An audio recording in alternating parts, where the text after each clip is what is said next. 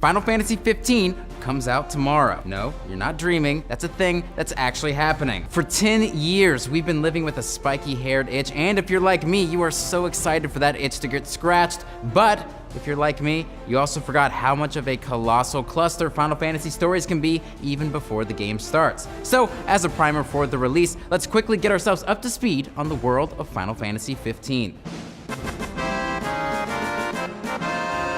Final Fantasy 15 takes place in the land of Eos, which was created by gods with the help of the Astrals. Astrals are physical embodiments of the stars and serve as the game's summons. Anyways, the gods gave all but one of the region's magical crystals. The region they left out is called Niflheim. On top of that, they also gave one region, Lucius, the Ring of Lucii, which grants the wearer immense power. Why they gave one country 2 treats and the other one 0, who knows? Probably because they like watching people murder each other. Fast forward a bit and there's only one crystal left, and guess who has it? Lucius! The other regions have lost theirs thanks to years and years of beautiful war, but guess who has thrived in this time of destruction? Niflheim! Since they didn't have a magical crystal to keep them warm, they looked to technology to enhance their country, and it worked. Over time, they've been slowly conquering regions. Here's where we're gonna sidestep a little bit and talk about the Callum family. They're the royal line that has been in the monarch of Lucius for a very long time. The current king is also the wearer of the Ring of Lucii and the guardian of the crystal.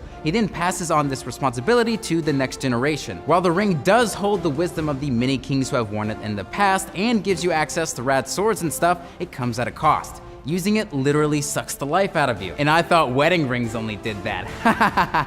This brings us to Regis, host of Who Wants to Be a JRPG trope and current king of Lucius. When he's not ruling over the realm, he's saving his son Noctis, who somehow thought fighting Goro at age 9 was a good idea. Anyhow, Regis swept in and sheltered him from death, but Noctis did fall into a coma, and that's when things officially get weird. Remember in the Platinum demo when you were a little kid and you were following around the first evolution of that thing from The Last Guardian? Yeah, that took place while Noctis was in that coma. The animal thing is called a carbuncle and is an astral, which we talked about earlier.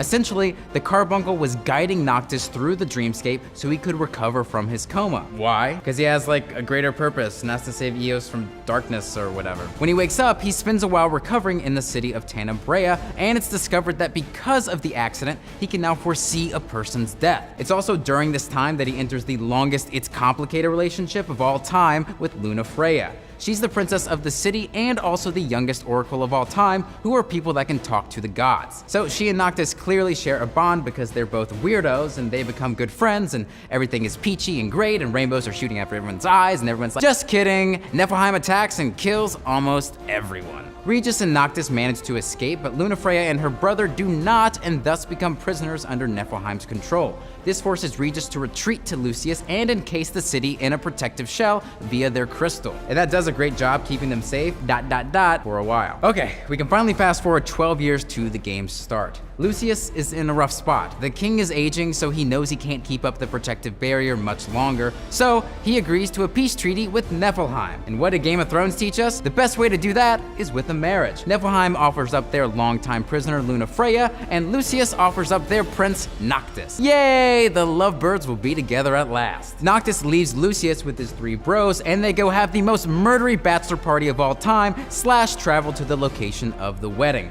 Unfortunately, things aren't as bright and cheery back home. The Niflheim launch a surprise attack during the peace treatment ceremony. Oh no! Who saw that coming? They take down the shield, steal the crystal, and manage to kill good old King Regis. However, they do not get the Ring of Lucii thanks to the sacrifice of Jesse Pinkman. He kills a bunch of bad guys, gets the ring to Lunafreya, and dies a hero, all because he gave up the drugs. Good for you, Jesse Pinkman. Now, Lunafreya must find Noctis and give him the Ring of Lucii so he can reclaim his throne and save the world, yada yada yada, insert plot of every Final Fantasy game. Okay.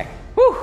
That pretty much covers the basics, but there's still a lot more I didn't talk about. Still, this should give you a pretty good idea of the universe you're diving into when you pick up the game. I know it sounds complicated and weird and doesn't really make sense, but hey, that's part of the reason why we love Final Fantasy. Anyways, thank you guys so much for watching. Hopefully it helped you out a little bit, but now I gotta go lock myself in a room for like 4 years because I got some chocobos to race.